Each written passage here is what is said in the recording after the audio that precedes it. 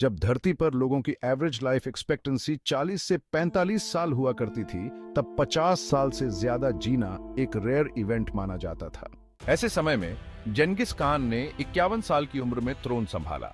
Throne संभालने के बाद सिर्फ 20 सालों में उसने दुनिया के इतने सारे रीजन्स जीते, इतने सारे एम्पायर्स को अपने अधीन किया और इतने सारे किंग्स और एम्परर्स को हराया जितना उसके पहले या बाद में कोई नहीं कर पाया।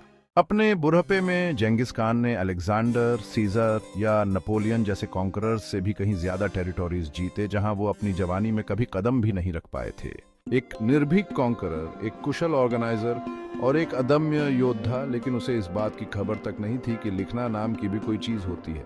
उसके शासनकाल में सभी शाही जानकारी, आदेश और डिक्रीज को पहले तो मैसेंजर्स द्वारा कहावतों के रूप में याद किया जाता था और फिर जुबानी ही उस जगह तक पहुंचाया जाता था जहां उसे पहुंचाना होता था।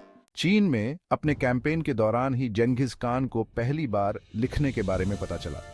इस खोज के बाद उसने अपने बेटों और मंत्रियों को इस सिस्टम में महारत हासिल करने का आदेश दिया।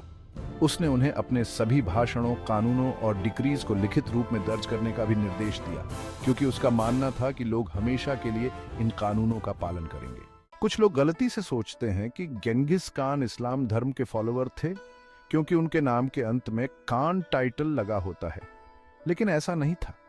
वह नीले आसमान को अपना भगवान मानते थे और संकट के समय उसे ही प्रणाम करते थे। कुछ लोग तो उन्हें आग का वर्शिपर भी मानते थे। अगर डिसेंडेंट्स की बात करें तो जेंगिस खान ने एक अद्भुत मिसाल कायम की है। अनुमान है कि उनके मेल डिसेंडेंट्स की संख्या 16 मिलियन से भी ज्यादा है। अगर बच्चों की तुलना वेल्थ से की जाए तो जेंगिस खान से ज्यादा अमीर पिता मिलना मुश्किल होगा। उनकी 5 पत्नियां और 500 से ज्यादा कॉन्क्यूबाइंस थीं।